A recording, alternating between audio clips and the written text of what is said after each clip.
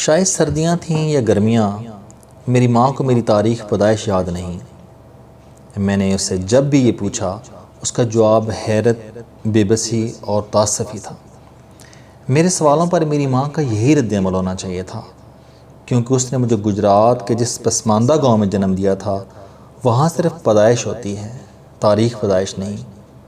بلکہ نہیں، ٹھہریے، وہاں شاید تاریخ بھی نہیں ہوتی، کیونکہ تاریخ کے لیے کیلنڈر بدلنا، مہینوں کا گزرنا اور برسوں کا بیتنا ضروری ہوتا ہے، جبکہ وہاں میرے گاؤں میں پچھلے 8-10 ہزار سال سے ایک ہی مہینہ، ایک ہی سال اور ایک ہی تاریخ ہے۔ وہاں اشوکا عہد کا خیلو اور 21ویں صدی کا فضلو ایک ہی چارپائی پر بیٹھے حقہ گڑگڑاتے اور مئے گاتے ہیں۔ میری ماں بچپن میں مجھے ایک لمبا کرتا پہنا دیتی تھی۔ اس کرتے نے اس وقت تک میرا ساتھ دیا جب تک یہ سکڑتا میری ناف تک نہ آ پہنچا۔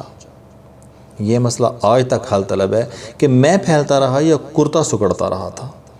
یہ کرتا میرا پہلا استاد تھا، کیونکہ اسی کرتے نے مجھے پہلا لفظ سکھایا تھا، وہ لفظ تھا شرم۔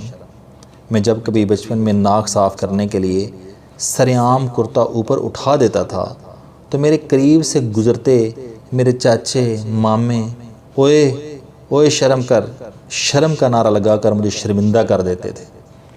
بچپن کے اس درس نظامی نے مجھے بہت ہی چھوٹی عمر میں کرتے اور شرم کا تعلق سمجھا دیا، لہٰذا میں نے آنے والی زندگی میں کرتے کا دامن اٹھایا اور نہ ہی کبھی پھیلایا۔ مجھے یقین ہے کہ میں آئندہ زندگی میں بھی ان علتوں سے محفوظ رہوں گا، کیونکہ میرا رب شرم کرنے والوں کی شرم محفوظ رکھتا ہے۔ 2.5 برس تک میرے والدین میں میرا نام نہیں رکھا۔ ان کا خیال تھا کہ نام کی ضرورت تو بڑوں کو ہوتی ہے، بچے ہوتے ہیں، انہیں اوئے کہہ کر پکار لیا جائے یا کاکا، بچو یا منا کہہ دیا جائے تو کام چل جاتا ہے۔ یہ کام کاکے، بچو اور مننے کی مدد سے مزید 10-12 برس تک چل سکتا تھا، لیکن پتہ نہیں کیوں میری ماں نے ایک روز مجھے بیٹھے بیٹھے جاوید کہہ دیا۔ میرے والد کو یہ حرکت پسند نہ آئی۔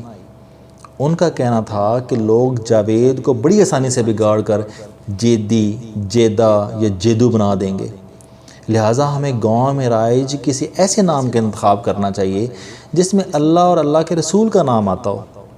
میرے والد کا خیال درست تھا۔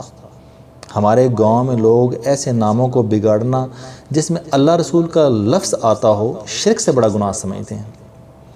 اسی لیے ہمارے گاؤں میں جتنے اللہ دیتے، اللہ رکھے اور اللہ وسائے ملتے ہیں، اتنے شاید مجموعی طور پر پورے قرۂ ارض پر نہ پائے جاتے ہیں۔ لیکن صرف میرے والد نہیں، میری ماں کا کہنا بھی درست تھا۔ ان کا کہنا تھا کہ اگر میرا بیٹا کرما والا ہوا تو اسے جیدی، جیدہ یا جیدو سے جاوید بنتے دیر نہیں لگے گی۔ نالائق نکلا تو ہم اس کا نام کچھ بھی رکھ لیں، لوگ بگاڑنے سے باز نہیں آئیں گے۔ میرے والد نے میری ماں کی بات مان لی۔ یہ گھر کے میدان میں میرے والد کی آخری شکست اور میری ماں کی پہلی اور آخری فتح تھی۔ میں بڑا ہوا تو ایک طویل عرصے تک اس گم و گو میں رہا کہ میں محمد جاوید ہوں یا جاوید اقبال۔ آنے والی زندگی میں یہ گتھی بھی دوسری گتھیوں کی طرح مجھے ہی سلجھانا پڑی۔ یوں میٹرک کے بعد سے میں محمد جاوید ہوں اور اخبار کی دنیا میں داخل ہونے کے بعد سے جاوید چودھری۔ آپ پوچھ سکتے ہیں کہ میں محمد جاوید یا محمد جاوید چودھری کیوں نہیں لکھتا؟ بات بہت واضح ہے۔ میں نہیں چاہتا کہ میرے ناراض دوست جب میرا نام لے کر اپنی نفرت کا اظہار کریں تو لفظ محمد کے باعث ان پر بخشش کے دروازے بند ہو جائیں۔ ہاں، البتہ میں نے جب بھی اکاؤنٹ کھلوایا تو محمد جاوید چودھری کے نام سے ہی کھلوایا، اس لیے کہ جب زندگی مجھے سمجھوتے کرنے پر مجبور کرے تو میرے نام میں شامل دنیا کی سب سے بڑی پاکیزگی محمد مجھے لوٹ جانے، واپس جانے کا حکم دے دے۔ آج یہ سطریں لکھتے ہوئے مجھے اپنی ان پڑھ بھولی بھالی ماں بہت یاد آ رہی ہے۔ وہ اس وقت مجھ سے 150-200 میل دور ہے، لیکن مجھے محسوس ہو رہا ہے جیسے وہ میرے سامنے صوفے پر بیٹھی ہو۔ اس احساس کی 2 وجوہات ہیں، ایک تو اس کا ماں ہونا اور دوسری اس کی وہ دلیل جس نے کبھی میرے والد کو ہارنے پر مجبور کر دیا تھا اور آج مجھے شکست دے دی ہے۔ جب یہ کتاب مکمل ہوئی اور بھائی آصف اس کتاب کے پبلشر نے مجھے کسی نامور دانشور سے دیباچہ لکھوانے کا حکم دیا اور میں نے بجاوری کے لیے اپنے تمام بزرگوں اور دوستوں کی فہرست بنائی جن کی ذات کے سورج میری شخصیت کے میلے دھندلے آئینے میں چمکتے ہیں، تو میری ماں نے میرا ہاتھ تھام کر کہا، نہیں پتر نہیں، تم کسی بزرگ کسی دوست کو تکلیف مت دو، تم اس کتاب کو اسی طرح زندگی کے دریا میں اتار دو جس طرح میں نے تمہیں دھکیل دیا تھا۔ اگر یہ کرما والی ہوئی، اگر اس میں کچھ ہوا تو یہ لوگوں تک پہنچ جائے گی اور لوگ اس تک۔ اگر اس میں کچھ نہ ہوا تو پھر دنیا کے سارے دانشور اس کی تعریف میں اپنا سارا لہو، اپنا سارا ہنر صرف کر دیں تو بھی اسے زندہ نہیں کر سکتے۔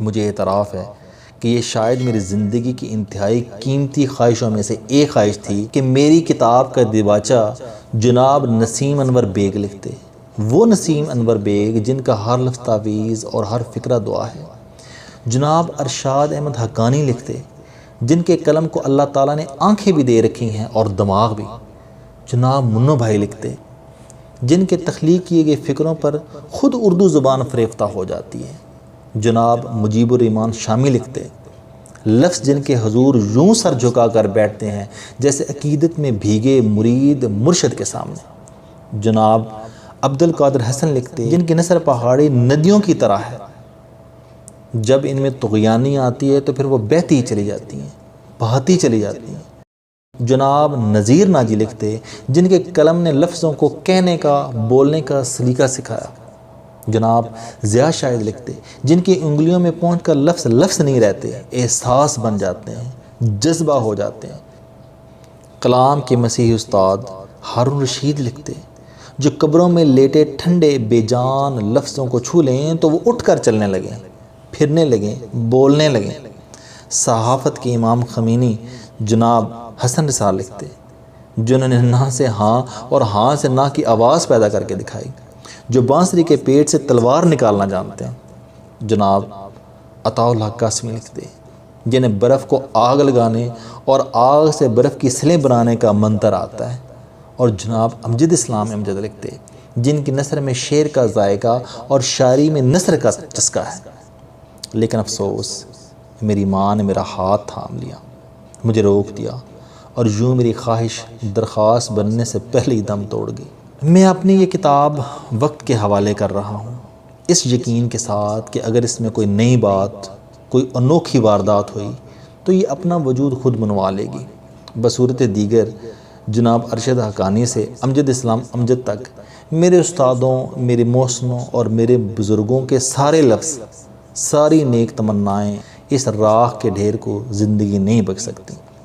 میں خود کو آپ کی عدالت میں پیش کر رہا ہوں، مجرم حاضر ہے، اسے بے گناہ سمجھیں تو باعزت بری کر دیں، گناہ گار جانیں تو معافی دے دیں۔ بری کرنا آپ کا انصاف ہوگا اور معافی دینا آپ کی اعلیٰ ظرفی۔